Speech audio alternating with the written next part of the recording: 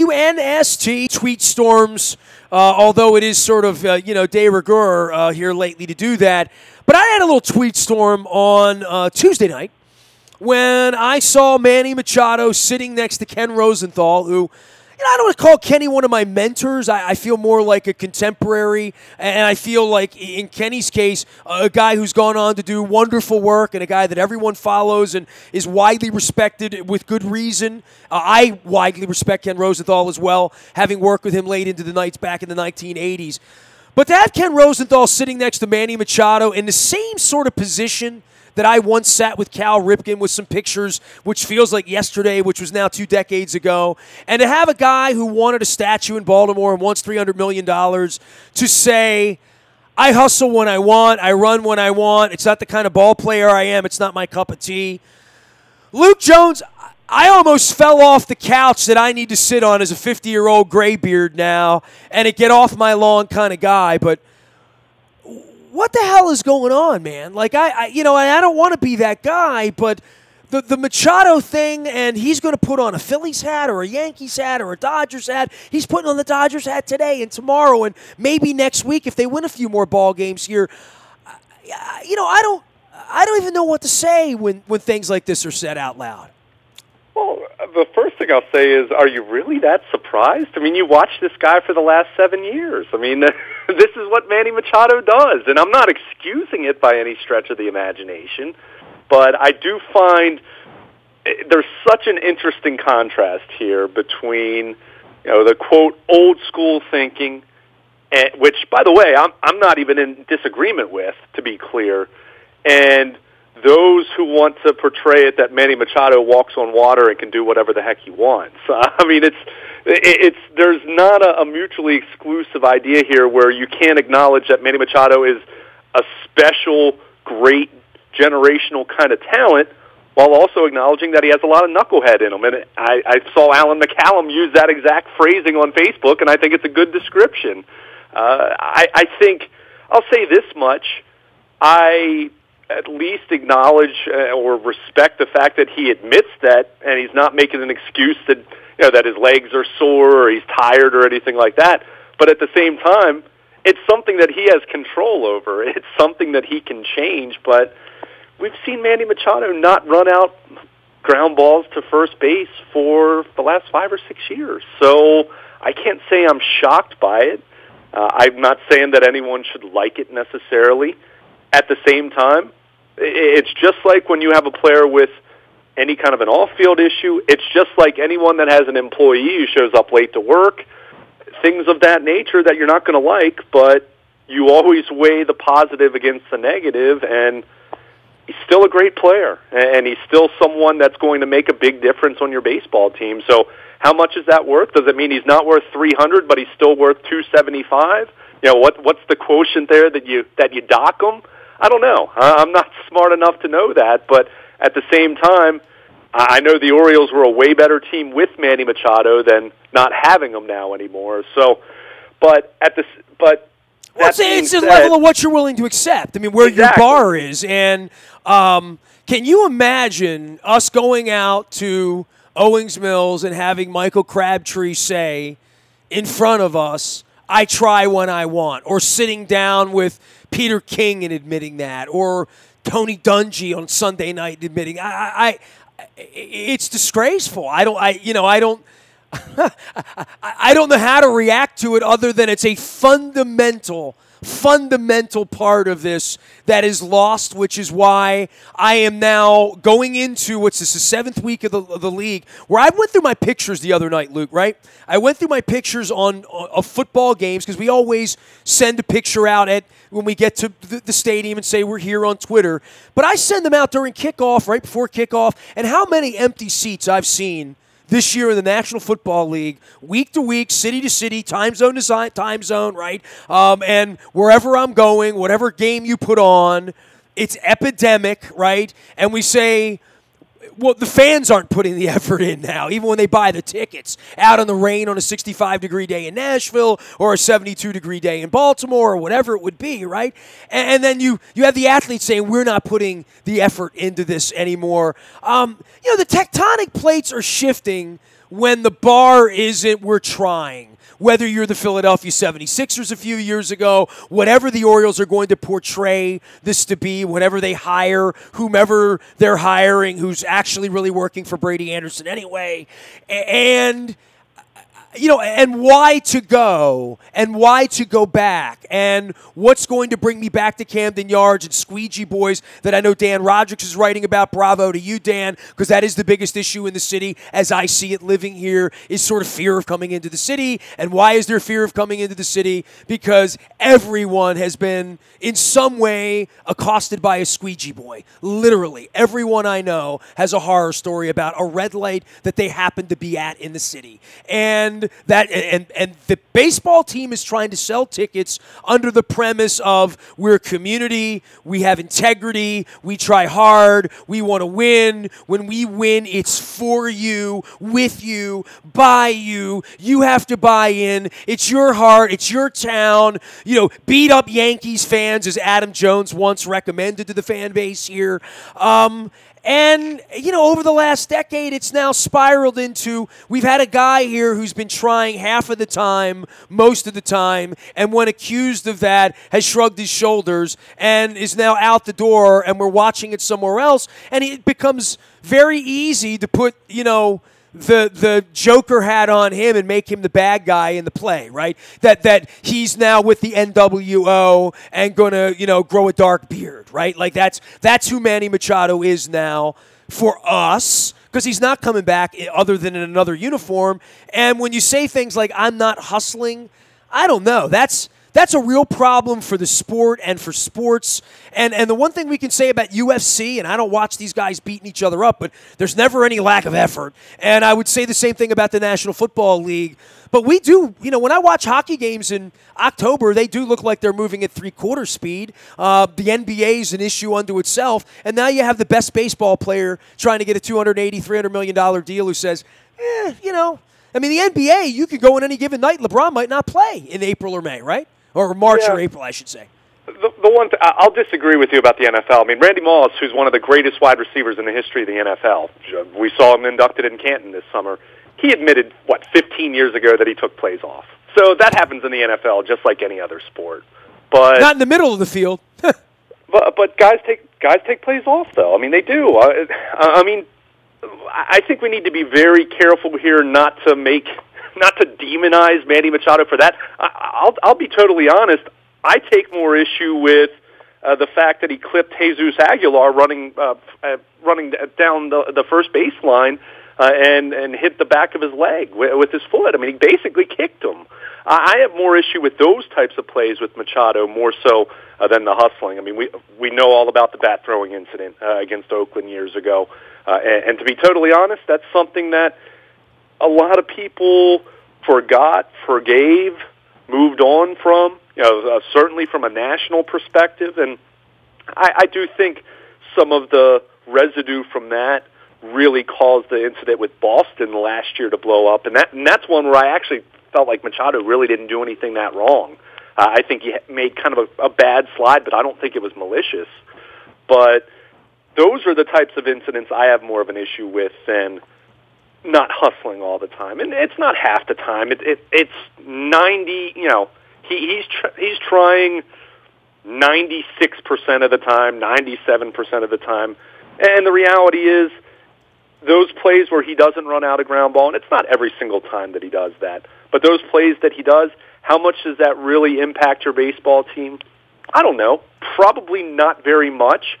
Of all the times he jogs down the first base, is there maybe one play a year that could have been different if he ran? Sure, I'll buy that.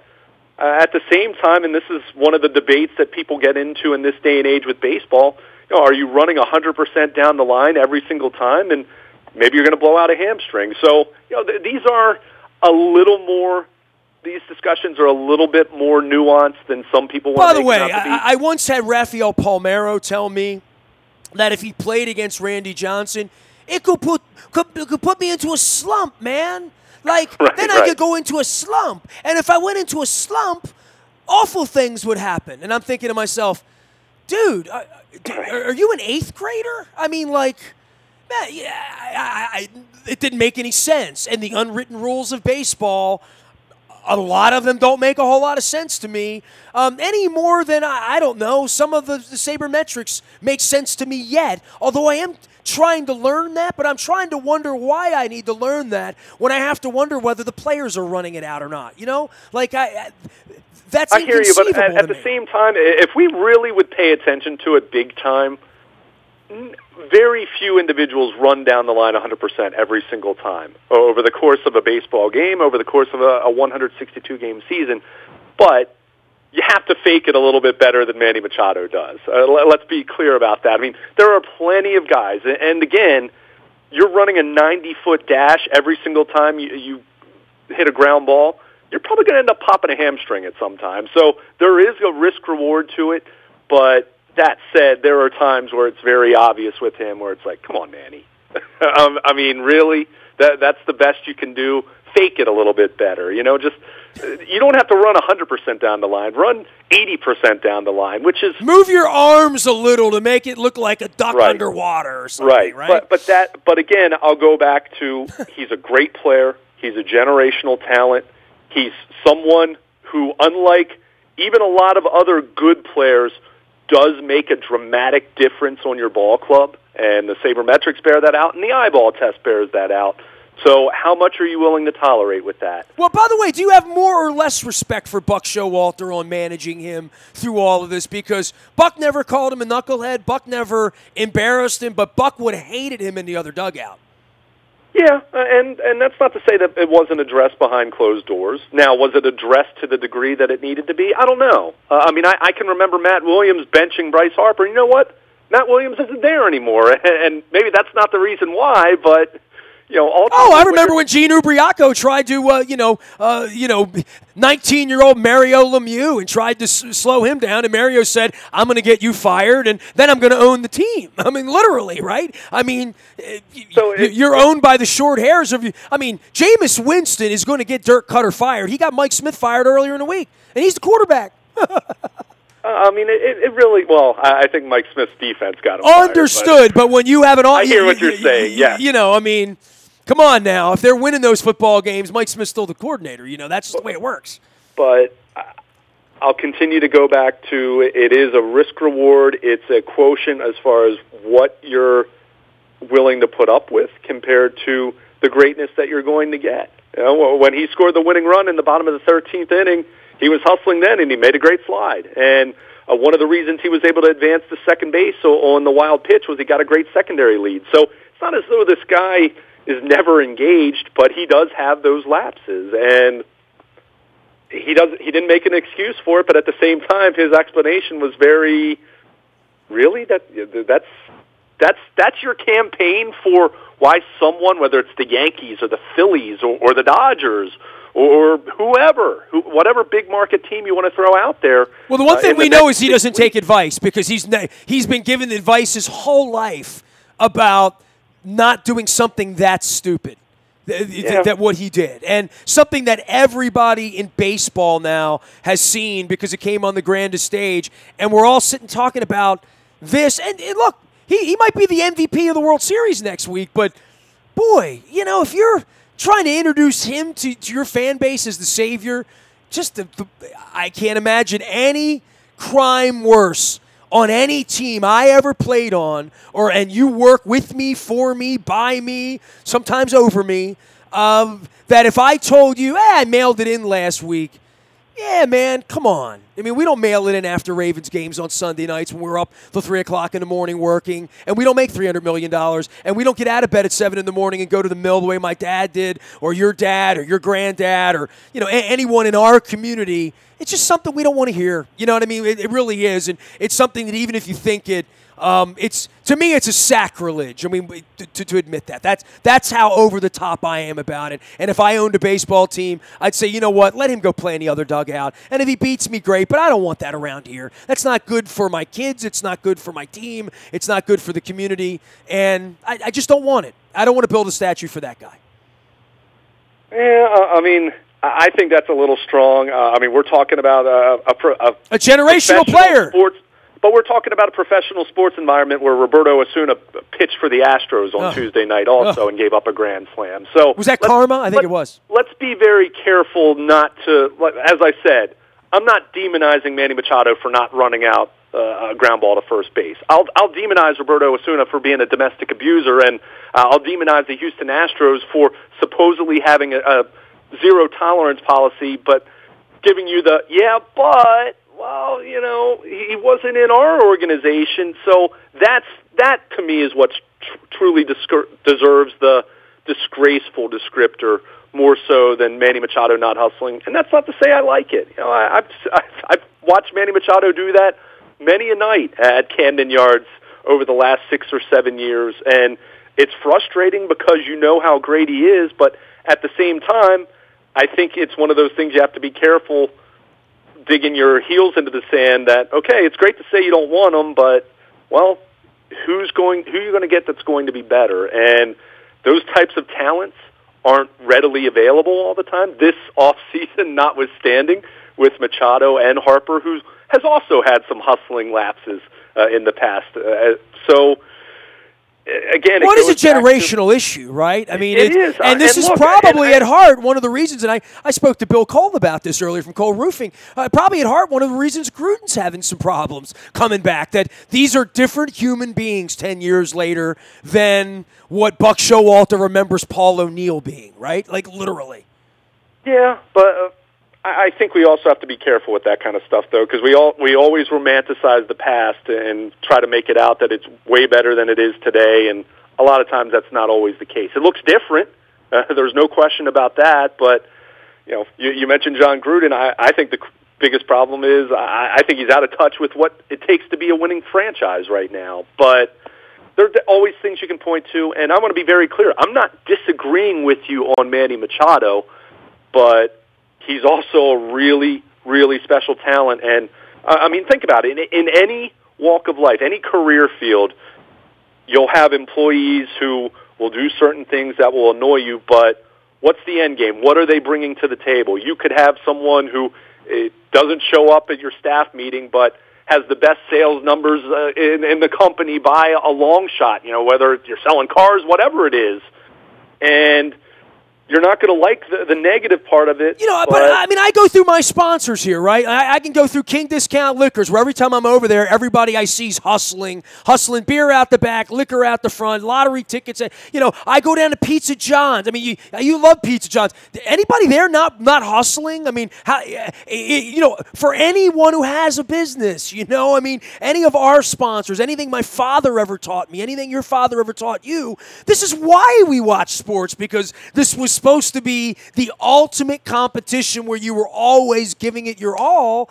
And, I think the modern part of it and footing the bill for it and then having the arrogance to admit out loud that you're not running out of ground ball, I wouldn't want you on my team. And it's also a culture, and this goes even deeper, where, I agree with their politics even though they're not an honest person. If you're not an honest person, we can't talk. I mean, we don't have anything if you're not giving me effort and if you're not giving me honesty. We really don't have much. And I think in a sporting environment, that is the beginning of the barometer. And look, we spend the whole week with John Harbaugh out there with the Ravens and stuff, and I don't think it's some sort of adage with him or some sort of,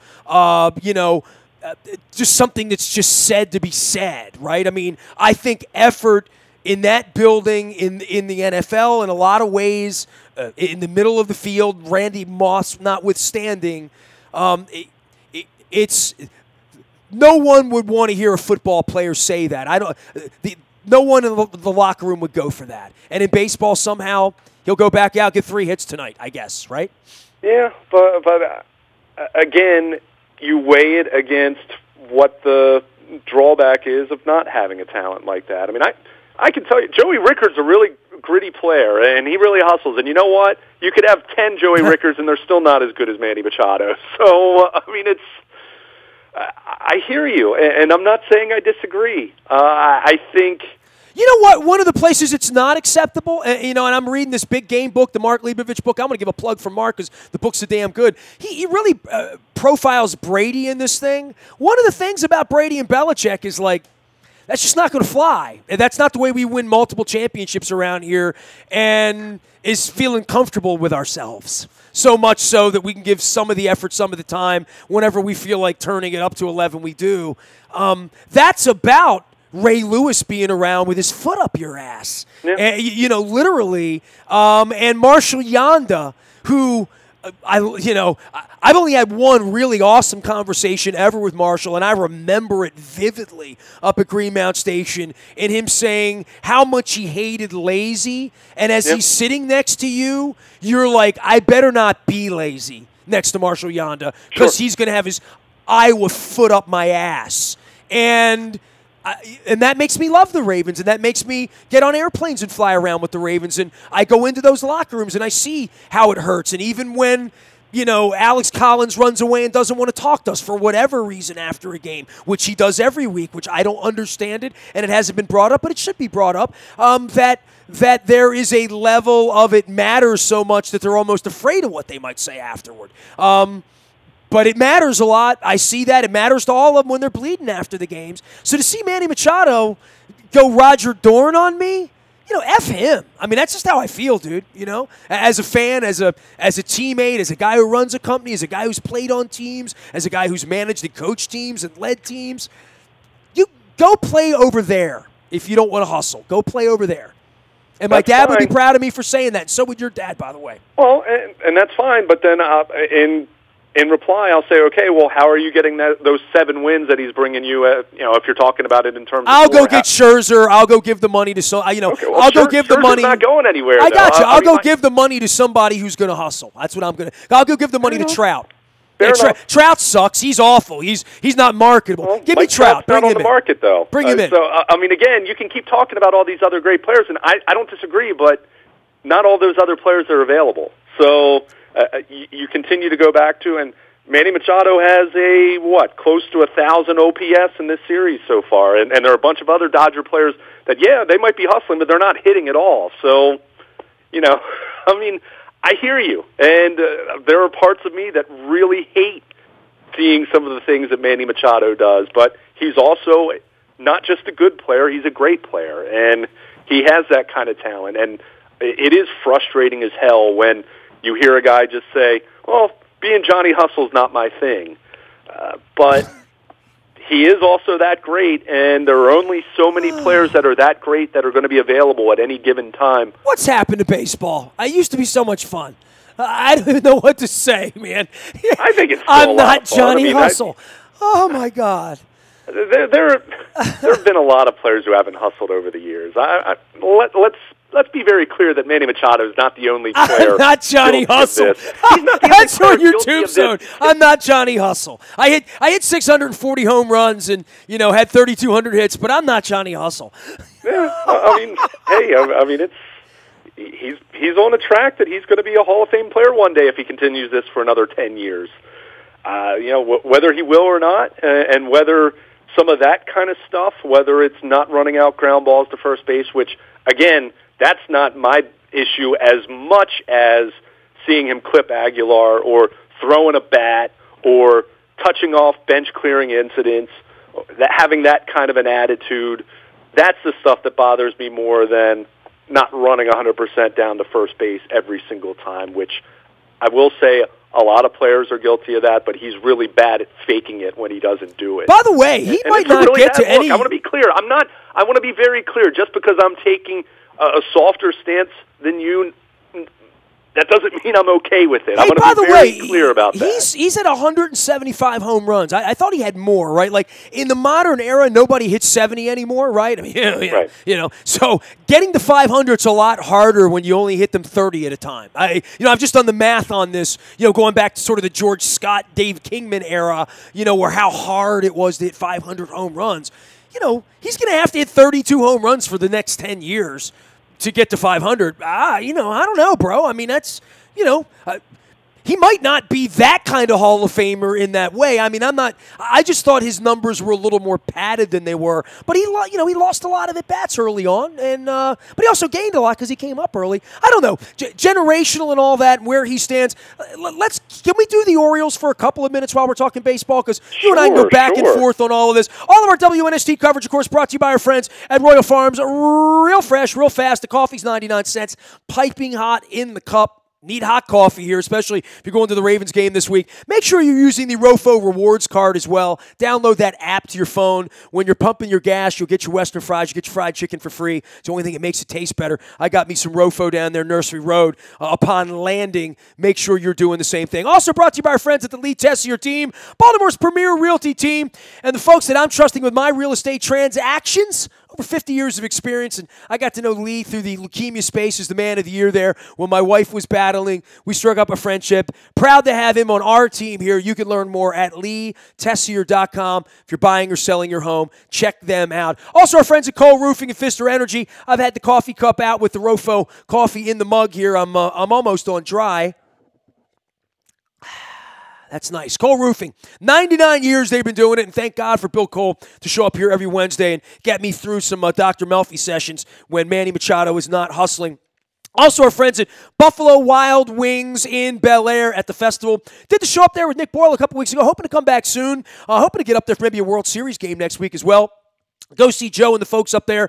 Stop by. And by the way, man, nothing more community-oriented than when I'm in Buffalo Wild Wings in Bel Air. Everybody knows everybody. Everybody knows the staff. It's a real local place to hang out. Check it out for the baseball games, hockey games, big Caps group up there at Buffalo Wild Wings in Bel Air at the festival. And we'll be up there again soon. Of course, the Ravens games on, college football on Saturday.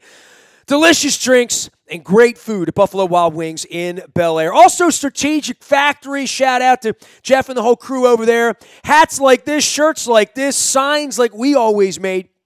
But they bring all the marketing in-house. They're one-stop shopping. In my day, I had to go over here for a shirt, over there for a printed sign, over here for a strategy on my marketing and online. You can do all of that now through Strategic Factory. You'll hear more about them during the Ravens games. If you're going to the Ravens game this week and tickets are at a premium all of a sudden, people want to go see Drew Brees flinging around a little bit and see the rejuvenated Joe Flacco. You'll see Strategic Factory there as well. Learn more at strategicfactory.com. All right, Luke. What say you on the Orioles and where they are? There's no reporting being done on this, right? Like there's no who's in town and who's rumored here and who's rumored. There's nothing strong on who will really be the manager other than like Mike Bordick at this point, right? Well, I mean, the manager, you're going too low in the pecking order. I mean, sure. It's more so who's going to be head of baseball ops. I mean, there's been lots of discussion as far as whether they'll hire a president or vice president and then they'll hire a GM. Which, you've seen that kind of structure. I mean, in Chicago, for example, with Theo Epstein, he has a general manager working under him, even though he's still, quote, the guy making the final call. But what's been interesting to me is because of what you just said, it's been so quiet, and there haven't been leaks as far as individuals they've talked to. It does make you wonder, how many people have they talked to from other organizations compared to how many people like a Ned Colletti, let's say, who isn't working for an organization right now? Now, I mean, the Colletti name was thrown out there, back in June, I think that was? So it's not like that's anything new, or if is anything new with him specifically. But it does lead you to believe, because there haven't been leaks, because think about it, if the Orioles are interviewing the assistant GM for, I don't know, I mean, pick one of the 29 teams, there's going to be leaks in that front office that individual is going to talk to the Orioles, and that's going to get out in another market. It might be someone that's reporting on the Rays or whoever it might be.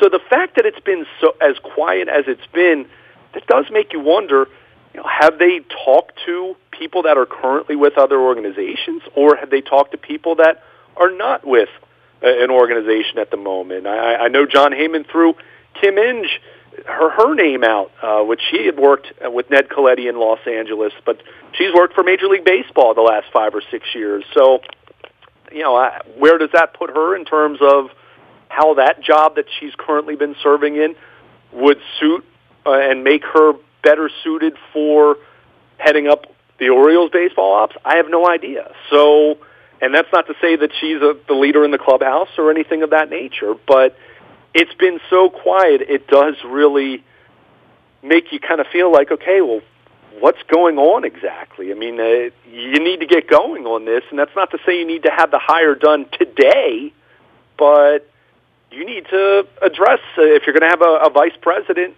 and then you're going to have to hire a GM, well, you need to do that, and you need to hire a manager, and then you have to think about your major league coaching staff, and you need to think about what you're going to do at the minor league level with managers and coaching staffs, and what are you doing from a scouting standpoint? We heard so much about, at the trade deadline, about the Orioles beefing up scouting, beefing up their analytics department, which are things that they absolutely need to do.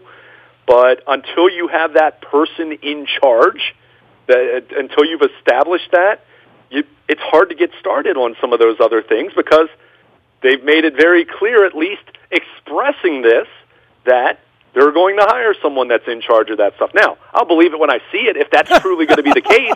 And if Brady Anderson is still in this organization, it certainly creates... Brady Anderson's not going anywhere. He's the consigliere. Well, let me rephrase that.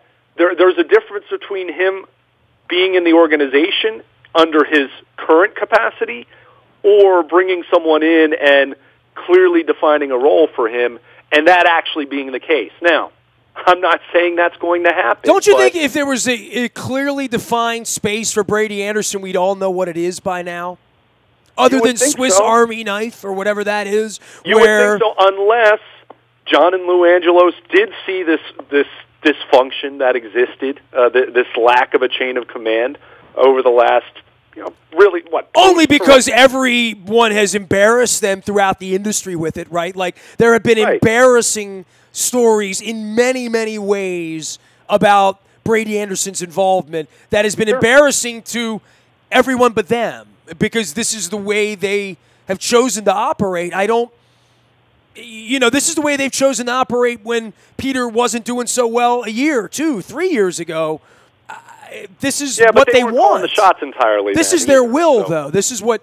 But they're the ones that got Brady involved. That wasn't Peter's idea. Sure, right. I hear you. Yeah. I hear you, and I'm not saying that's going to change, but I'm saying that the possibility exists at the very least, and that's going to have a major bearing on, one, who I think will take the job to begin with, and two, how that individual is allowed to operate and how successful that individual can ultimately be. I think there's a way. I'm not saying that's how I would proceed.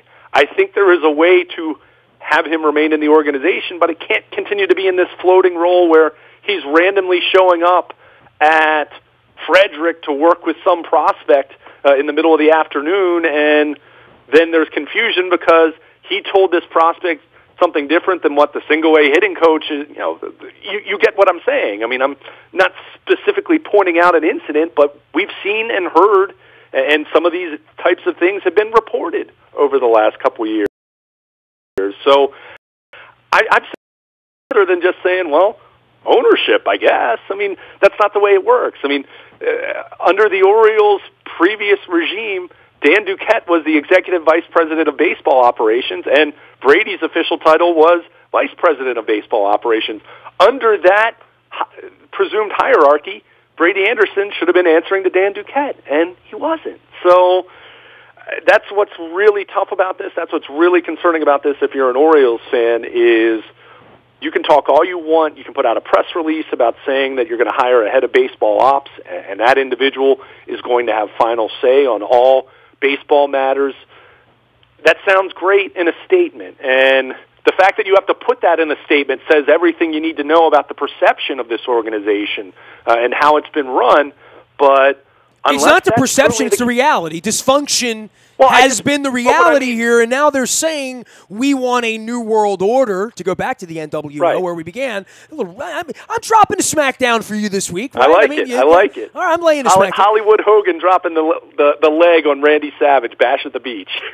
I am my own cartoon wrestling figure at this point in Baltimore sports, so it is what it is. But in a place where there's never been function, there's never been order, to say you're going to be the guy that starts it, those were the lies Peter told to Frank Wren. Those were the lies that Peter told to Pat Gillick. Literally, they literally believed him. I mean, Larry Lucchino literally believed him and put his ownership group and Bill DeWitt into the faith of Peter being honest about it. Now, whether the boys are honest about it or not, the boys have no track record about being honest or dishonest. They have a track record of being what they are, which is vaporized. You know, they're not out in front. They're not out in back. They're nowhere to be found. No one's leading the place. Duquette's not there. Buck's not there. Brady's there, but he's not really there. He's not accessible. In any normal place, if the Red Sox behaved in this way or the Yankees behaved in this way, the media wouldn't allow them to behave in this way. There would be sharks circling everywhere after 115 losses. Here, there's just this sort of, we're all sort of paralyzed and waiting for whatever they're going to say, but then there's like the whole notion of like, is it really going to happen, and who's going to take this gig, and why are they going to take this gig? And I keep hearing about the Masson money next month, Luke, and and I know nobody wants to talk about that or hear about that because it's boring, right. And I've been the only guy that's really dug my teeth into it. It's $400 million worth of money that is disputed at this point, and when that comes down and the owners are now the ones that are the law, it's kind of like Trump taking over the FBI. Right. This probably ain't going to go well for the Angelos boys at the end here. And, the ownership change thing and leaks to Tom Lavero coming out of New York and things that I've read and the things that Rosenthal is. Hey, it's baseball time right now. We're playing World Series games and all that. There could be a real problem around here over the next 60 days as to who's running it, how it's being run, and why it's been so eerily quiet lately.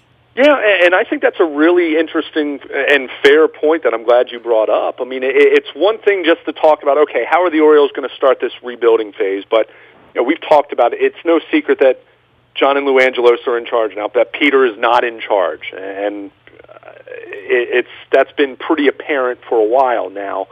But it isn't just that simple. I mean, and we saw this with the Nationals recently, with the transfer of power, so to speak, within a family, that Major League Baseball, because of the Masson dispute and because of, very clearly not having a harmonious relationship with Peter Angelos, I think it's very clear that the Angelos boys have a lot to prove in terms of who are you hiring as a head of baseball ops, who's going to run this organization, before we just sign off on you two, one of you or both of you being the quote-unquote, principal owner, or, however you want to talk, whatever nomenclature you want to throw out there. So you have that as far as wanting to show stability for the organization in this transition from Peter Angelos to John and or Lou Angelos.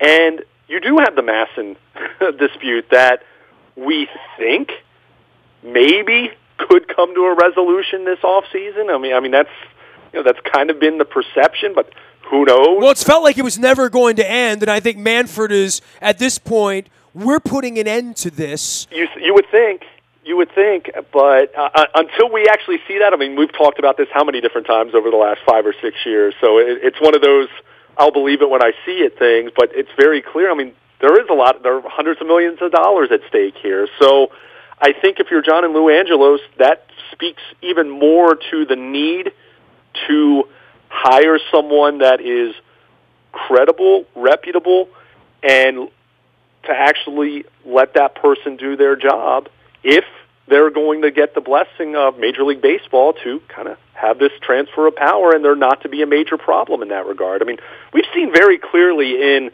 the major professional sports, if Major League Baseball or the NFL or whoever wants an owner out, they'll get that person out sooner rather than later. I mean, if there's enough of a smoking gun, so to speak, they will get that individual out. It might not happen overnight, but they'll get it done. So this is where you do wonder, with there being no leaks and with it being as quiet as it is, that they are being so meticulous and careful with who they're trying to hire. And who knows, they might not get the person they want for many of the reasons that we laid out in this segment. But It is very critical for them in that regard because they need to present to Major League Baseball that this is going to be a stable situation moving forward. And when you're talking about, it's one thing if you're talking about Peter Angelos, love him or hate him, that he had owned the team for 25 years and he had been the one calling the shots for 25 years in that regard.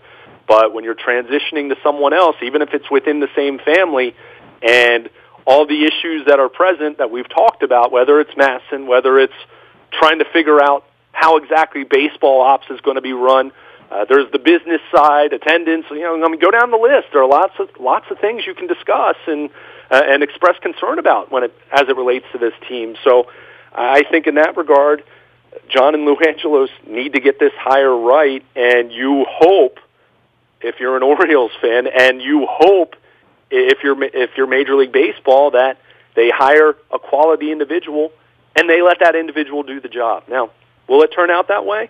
I have no idea. Things can't change until they change, right? I mean, it sounds like a dumb statement, but it's the truth. I mean, we know what history says. History says you can expect problems to continue in that regard. But if they truly want to make a difference and get this right and stabilize the franchise and stabilize the ownership within the Angelos family, then they got to get that part of it right because the Masson deal is still looming. And let's face it, I mean, they're talking about a 115-loss baseball team they're trying to rebuild. It's not going to happen overnight. There's going to be a heck of a lot of work involved, and you better hire some quality people and let them do their job. Tell you a place they had some quality people was last Friday night. I celebrated my 50th birthday at the Boathouse in Canton, offering indoor and outdoor waterfront dining. The Dock Bar in full swing in the summer, and now here in the winter, there's free parking. Get inside. It's nice and warm and cozy in there. The food's fantastic.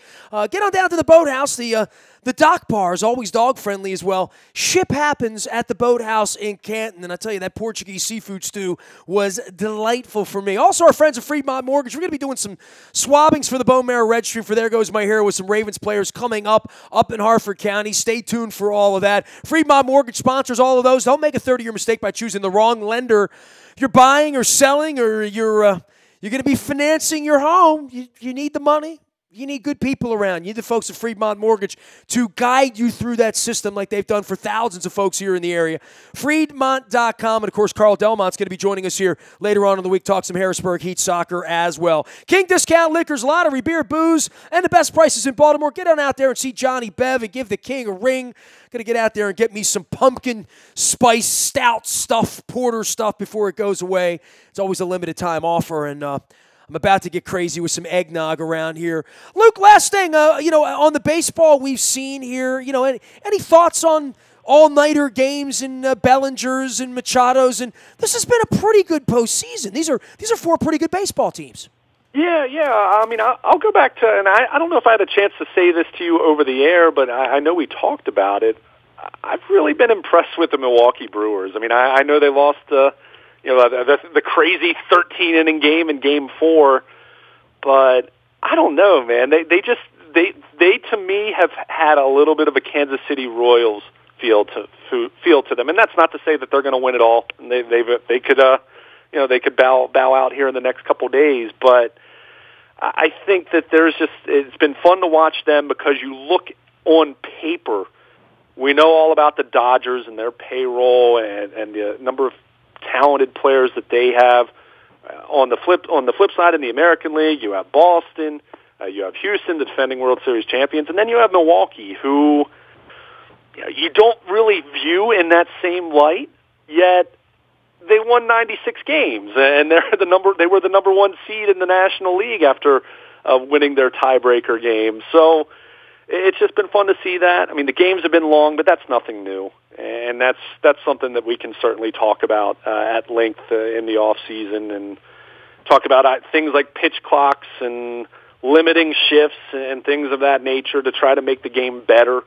But I think overall, I mean, the divisional round wasn't exactly all that competitive, but I think what we've seen so far in the LCS, it's been fun. And I mean, to me, you can make a very compelling argument for any one of these four teams to win it all. And I wouldn't really be all that surprised. So I definitely enjoyed seeing Osuna give up a grand slam to Jackie Bradley Jr., and that's speaking as someone who is far from a Red Sox fan. But it's been dramatic, and I'll say this: all of our Machado, all of the Machado disdain aside, as far as not hustling and everything, and that whole discussion, it's been fun to see some of these former Orioles. Steve Pearce, hit the tie-breaking home run the other night for the Red Sox. Jonathan Scope. Oh well, Scope got to play. He got to play on his birthday. How about that? I mean, that's a discussion for another day. But boy, that situation has just been